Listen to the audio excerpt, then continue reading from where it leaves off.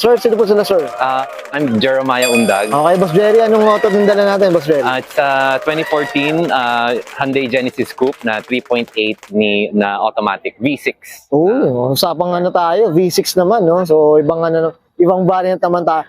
Boss Jerry, syempre, ito, very curious sa mga auto natin. Paano po ba kayo nahilig sa pagkokotse, boss? Sige po. Well, since I was young naman, since I was little, mahilig na talaga ako sa cars. So, talagang I really aimed, especially sa sports car. So, when I got the chance, di na ako nag-hesitate. Bumili na ako ng sports car. Ngayon nun talaga, no? Yes. Diyos ko, sana Like, wala. as fast as possible. Di na ako no regrets. Wala nang second choice ba, no? Tama ba ako? So, auto Yeah. okay lang mo ba? Check natin loob, labas, makina. Okay lang po? Okay lang po. So tara, tingnan natin.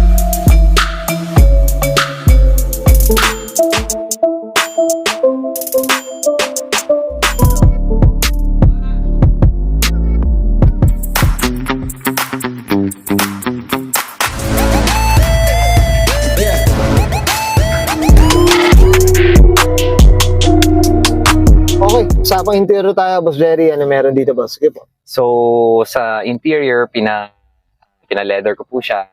Ayan. Tapos, may head unit. Tapos, may sunroof na rin po siya. So, that's another perks of this sports car. Okay. Paddle shifters. Yun, no? So, I think that's pretty So much talagang halos, kumbaga itong variant na to, halos lahat nandun na rin talaga, no? it. Yes. Yun ang andun ako. kagandahan dyan. Okay, mga kamoto. Okay. Diyos ko, sana all may ginatong sports car, boss. Dama ba, Boss Jerry? Eto, boss, how many years na ba sa kanila yung sasakyan, boss? Well, Curious ako, boss. Sige po. Ito, sa akin, I got it, honestly, I got it secondhand since 2017. So, it's been 9 years na sa akin siya. Pero kamusta naman yung Genesis, boss? It's been really good. I would say throughout the years, never siya nagbigay sa akin ng problema. Never had any mechanical issue. I would say na talagang matibay talaga siya. Matibay rin talaga. Oo, matibay talaga siya. Like, it's really durable yung kotse nito. Yun, Proven yun na. ano, well said Proven and dyan. tested Tayo na. dyan, ha, Boss Jerry. Sa mga nagbabalak dyan ng Genesis, ano na rin, take advantage na rin, kumuha na rin, boss. Okay, Boss Jerry, okay na tayo dito sa loob. Check natin labas. Okay lang po? Okay lang po. So, tara. Tough long battery. Tough and long Okay, lasting. usapang exterior tayo, Boss Jerry. Ano meron dito, boss? Sige po. So, naka-carbon hood na po siya. Ito, so, itong carbon po ito. Tapos naka-original na lip chin ng Genesis. Okay. Yan. Tapos, naka 19-inch siya na mugs. Yan. Tapos na rin po siya, naka-custom na side skirt. Yan. Okay. Custom made po siya. So, nung kinuha mo to, boss, talagang ano, ikaw na nagbuo na ito, Ako na po boss? nagbuo. Ako na po Nagbuo. sa design, yung binili ko po siya, talagang stock lahat. Okay. Tapos ako na po yung nag-build sa kanya, sa cars, yung hood, yung mugs, yung split, yung front chin, yung side skirt.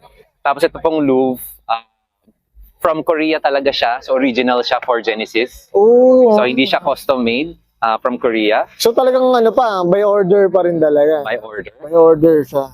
Tapos, yung spoiler niya, kinostom ko din to. So ito, this spoiler, ako na po nag-design talaga sa kanya. So this is a inspired spoiler from Tommy Kaira. So Okay. Tommy Kaira, they design spoilers mainly for GTR, for Nissan, Toyota 86.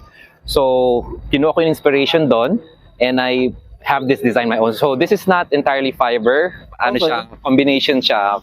Well, it's still made of ABS plastic. But then yan. So it's I would say it's pretty unique. Custom design siya for So, ikaw rin talaga nag-design, boss, eh, no? or nag-design. So wala nga may ganyan. 1:1 lang, boss, Jerry.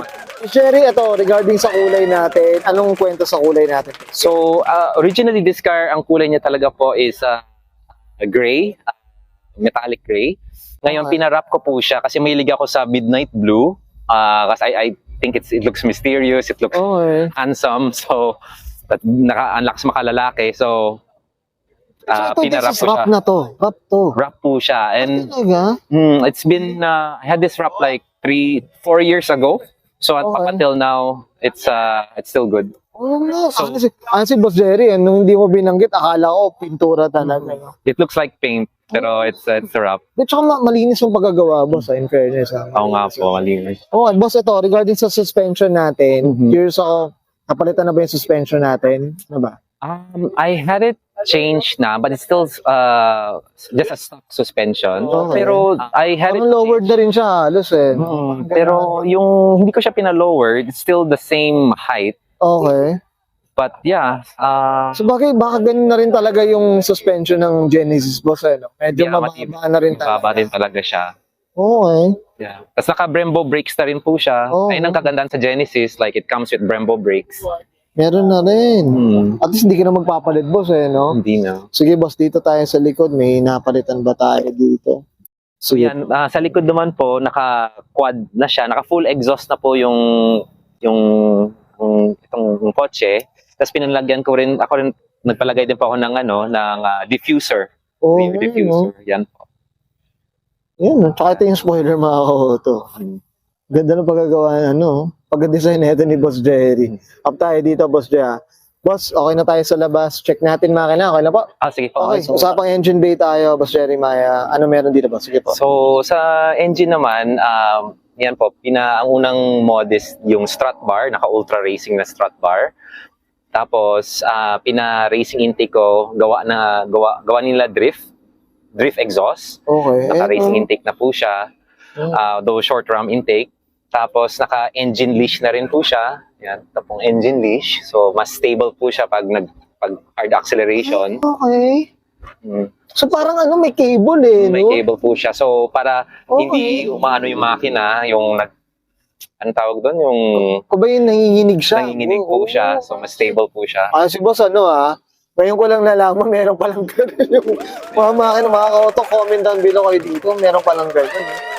Parang kumbaga kung aso eh, no? May leash yung makina eh, no? Mas stable siya, mas siya. Okay. Sige, Boss, ano pa meron dito pa? Sige po. Ano rin po siya, oil catch can, which Okay. is dito siya nakakabit. Ito po, yan.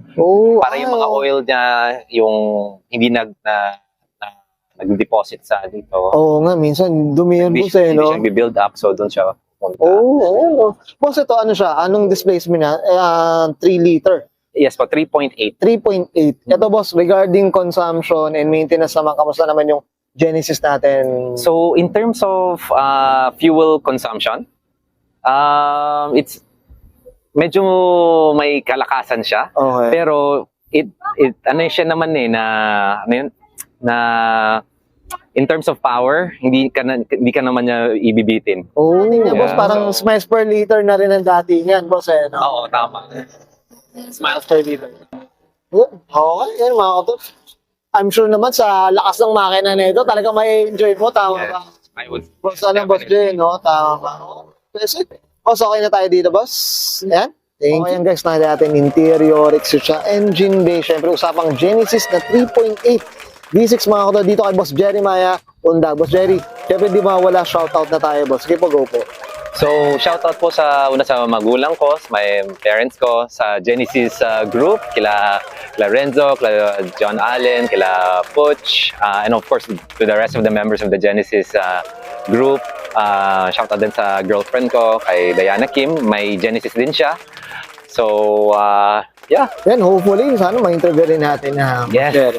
Abangan natin ang mga kauto. Yung partner ni Boss Jerry. Boss Jerry, okay na, boss? Okay, so guys, Thank you. Sir Jeremiah Undag, pasok ng 2014, usapang Hyundai Genesis 3.8 V6 automatic mga kauto. And this is Autoculture.